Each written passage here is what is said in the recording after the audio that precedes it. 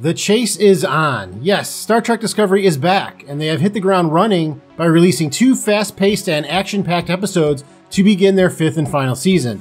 But will the payoff be worth the wait? And will this season set up these characters to appear in any future Star Trek projects? Hey everyone, my name is Eric, and welcome to What Did I Miss? Where today I'll be taking a look at both new episodes of Star Trek Discovery, and not only letting you know what I thought, but also pointing out all the Easter eggs that I could find.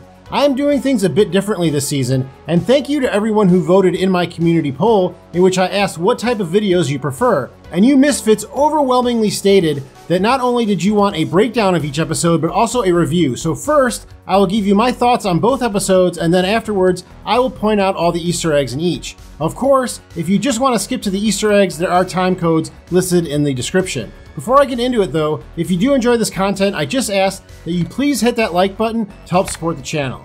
Okay, so first here is my review of both episodes. Overall, I liked both episodes. I thought they set up a fun season, although this process of finding a new clue every week in search of a thing is starting to feel a bit formulaic.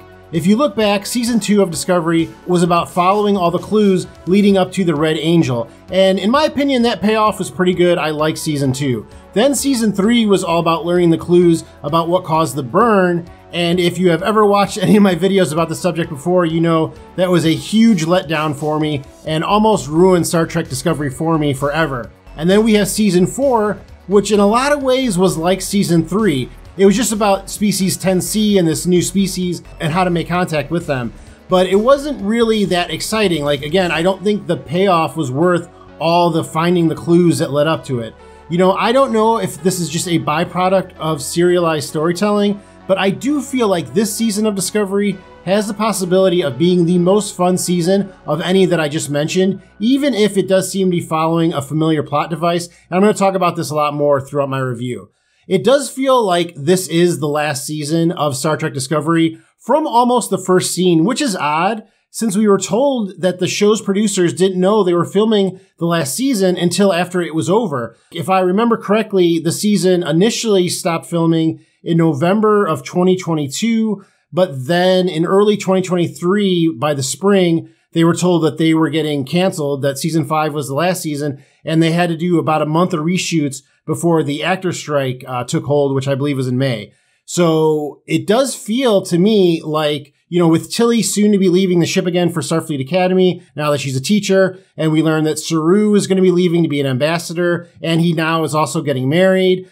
It does kind of feel, you know, like the last year of college when all your friends are starting to get jobs in different places and you know that this part of your life is soon to be over. It really has that feeling in the first 2 episodes.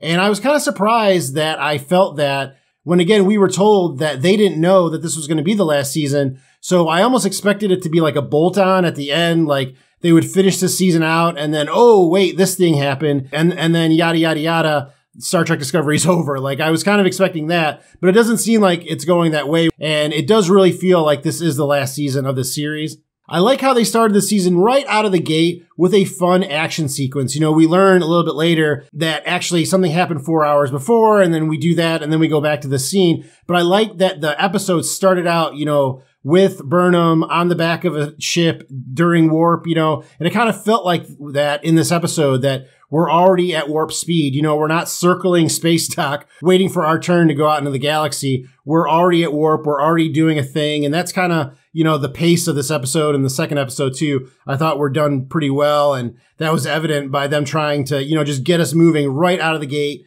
In the past, Star Trek Discovery has been light on the action sequences, but it does look like this season they are going for it. I mean, Star Trek Discovery has had some good action sequences, but in my opinion, they have really kind of tailed off since Michelle Yeoh has no longer been on the series, which makes sense because she's one of the greatest action actors of all time. So when you have her on your show, of course, you're going to do a lot more action. And when you lose that part of, you know, what she brings. So it feels like we haven't had a ton of action on Star Trek Discovery since Philippa Georgiou left the cast. And it looks like we're getting back to that this season. And I like that as well.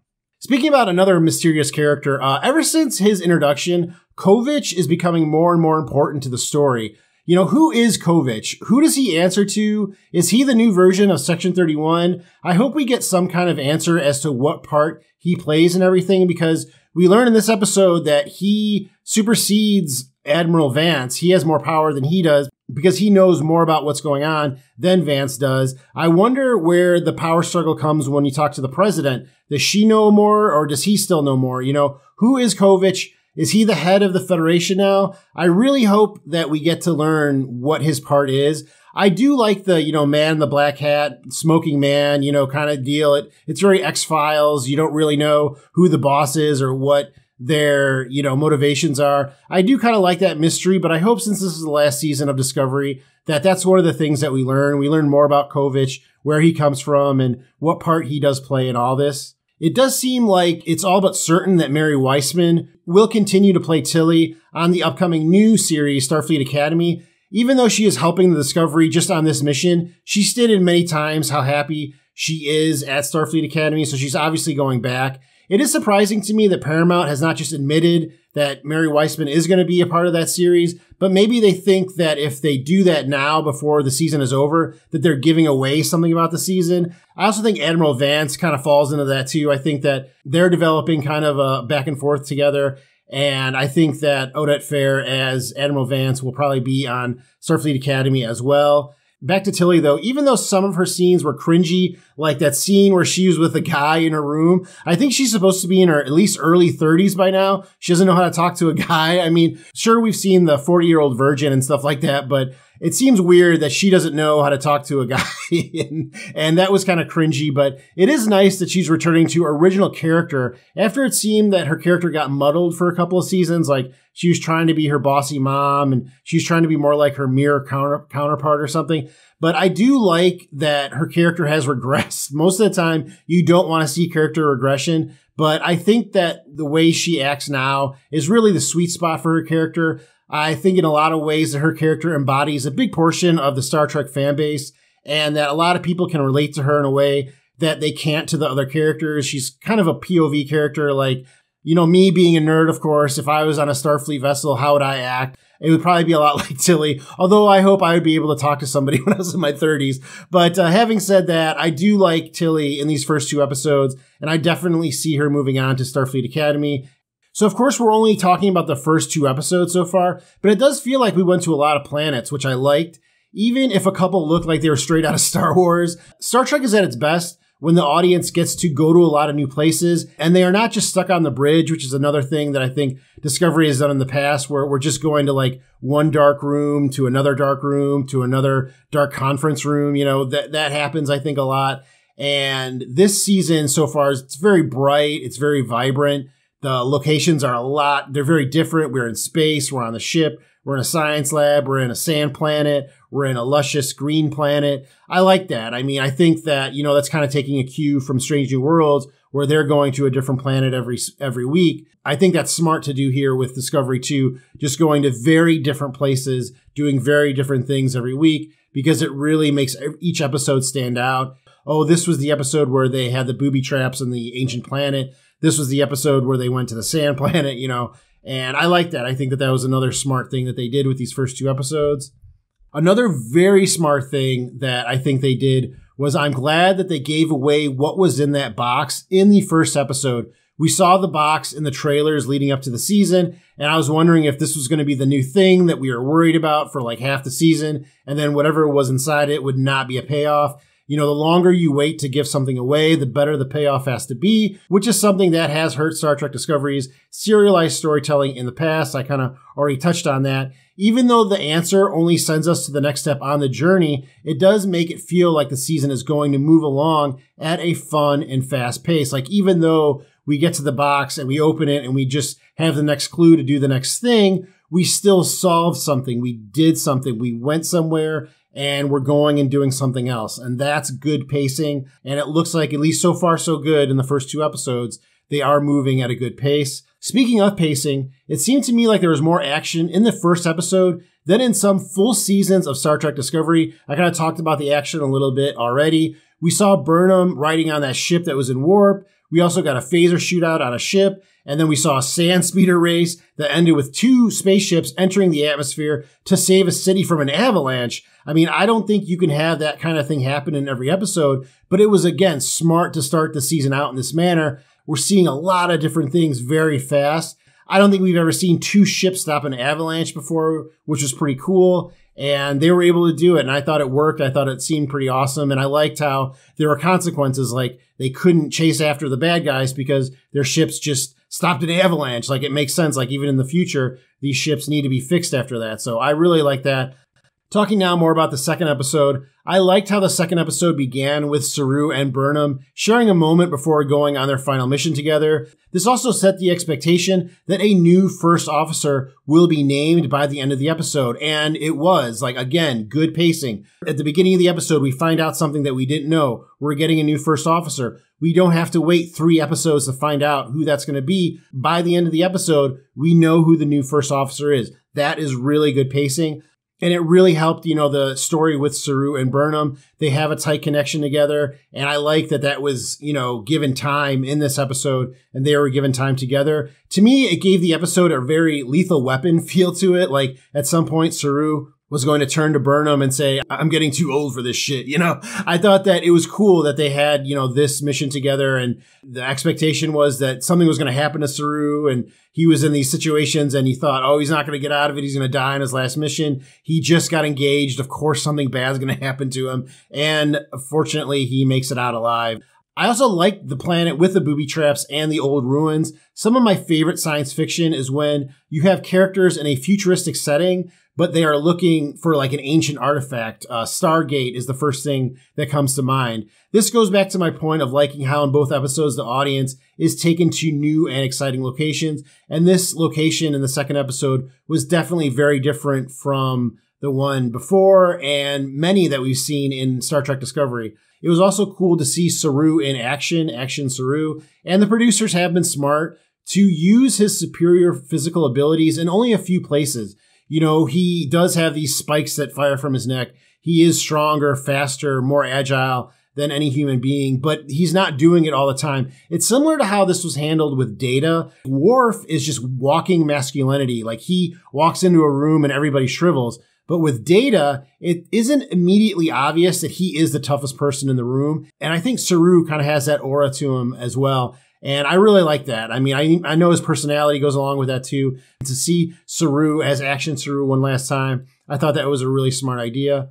And then after the away team retrieves the artifact, it leads them to the next stop on their quest, which will be Trill. This means that we will probably get to see Gray there, who left the Discovery last season in order to work with the symbiotes. I mentioned Gray in my video earlier this year about characters that I think in Star Trek deserve another chance. And I hope we get to see them in the next episode. I think Gray is a really interesting character, and now they are an android, and the Discovery has this Fred, who is also an android, that they want to download the memories from, so maybe Gray will have some interaction with this Soon-type android, which Gray, of course, is a much more advanced copy of the same type of android. So maybe that's how they'll be a part of the story. I like Gray. I think they're an interesting character, and I'm glad that they're going to be hopefully in the next episode.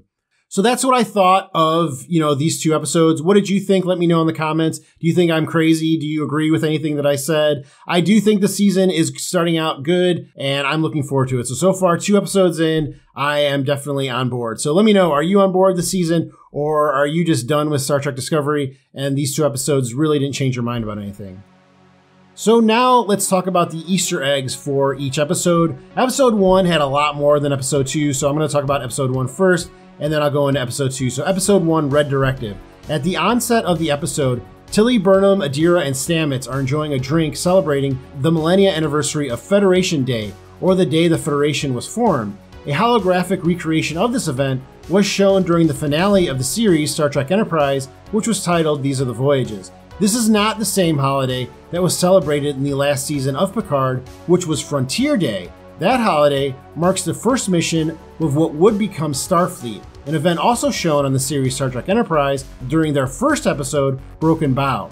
Even though the first episode of this season is titled Red Directive, they never really explain what a Red Directive is, but I guess it is inferred that it is a classified mission. We have seen many crews go on classified missions before, and I don't really understand what makes this mission different from any of those. In Star Trek, we know of the Prime Directive, which states that no Starfleet crew can interfere with the development of a pre-warp culture. The Star Trek Voyager episode Omega Directive introduced another example of a Starfleet directive protocol centered around an energy source named Omega, and this Omega Directive stated that if any Starfleet captain came across Omega, they were ordered to destroy it at all costs. So I guess as long as the mission has the word directive in it, it means that whatever order you receive supersedes any other Starfleet order or protocol. The crew from the USS Discovery find and board a derelict Romulan scout ship that would have been from around the same time of the Next Generation era. When the away team is confronted by Mul and La'ak, they are hit with something that suspends them in the air. This appears to be the same weapon used by Philippa Georgiou hundreds of years earlier in the second season Star Trek Discovery episode titled Point of Light. La'ak then throws a device at the floor, which opens up a portal through the ship that drops Burnham into space. This tech seems to be a much smaller version of the weapon used by Vadic to destroy a Starfleet recruitment center in the Star Trek Picard third season premiere episode titled The Next Generation. Right after Booker and Burnham reunite, while they are walking through the ship, a Tribble can be seen crawling on the wall. These creatures were first introduced on the original series in the infamous episode The Trouble with Tribbles. They were known to reproduce at an astounding rate, so the fact that we only see one on the Discovery could be a sign that they have been genetically modified to be more manageable. They have also been known to inspire fear in the hearts of Klingons. A new cast member to this season of Star Trek Discovery is Caleb Keith Rennie, who is playing Raynor. Raynor is a Kelleran, an alien species that was introduced in the Deep Space Nine episode titled Armageddon Game. Booker sends the Discovery crew to meet a dealer named Fred, who La'ak and Mul get to first. Fred is a Soong-type android, which makes him basically the same model as Data, but a slightly different brand. Since later in the episode, when Stamets examines Fred, he states that he believes that Fred was created by a fan of Altan Soong, who is a character that we meet in the first season of Star Trek Picard, and like Data, was played by Brent Spiner. One of the items that La'ak tries to sell to Fred are self-sealing stem bolts. This is a callback to Deep Space Nine, where they are mentioned in quite a few episodes, but even Chief O'Brien admits at one point that he has no idea what they do.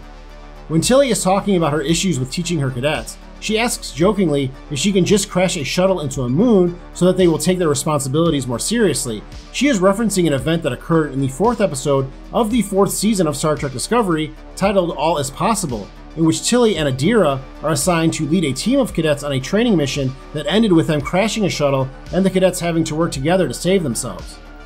At the end of the episode, Kovich tells Burnham about a Romulan who met then Captain Picard. These events occurred during the 20th episode of the 6th season of Star Trek The Next Generation titled The Chase. In that episode, the ancient humanoid that appeared as a hologram was never given a name, but it seems that since then, Starfleet has named these beings the Progenitors. So now these are the Easter eggs that I saw in episode 2 Under the Twin Moons. We learn in this episode that Saru has a nickname, Action Saru. Saru explains to Burnham that Commander Reno gave him the nickname after his actions with Zara and his men. Saru is referencing events that occurred in the second episode of the third season of Star Trek Discovery titled Far From Home, when Saru was forced to team up with Philippa Georgiou and fight a courier named Zara, played by Jake Weber. Saru also talked with Burnham about the first day she arrived on the USS Discovery, which occurred all the way back in the third episode of the entire series, titled Context is for Kings. The booby-trapped drones that attacked Saru and Burnham were set by an ancient race of aliens known as the Promelians, and a Promelian battlecruiser was found adrift in the aptly titled Next Generation episode, Booby Trap. Ironically, in that episode of TNG, the Promelian cruiser was caught in another alien race's booby trap, but in this episode, they have laid a trap that someone else has fallen into. Towards the end of the episode, Booker reveals that he knows who Maul is and that she is the daughter of his mentor, who also went by the name Cleveland Booker. It was revealed in the third season of Star Trek Discovery that Booker is not the character's actual name and that it is merely a mantle passed down from person to person, like the Dread Pirate Roberts from the film The Princess Bride.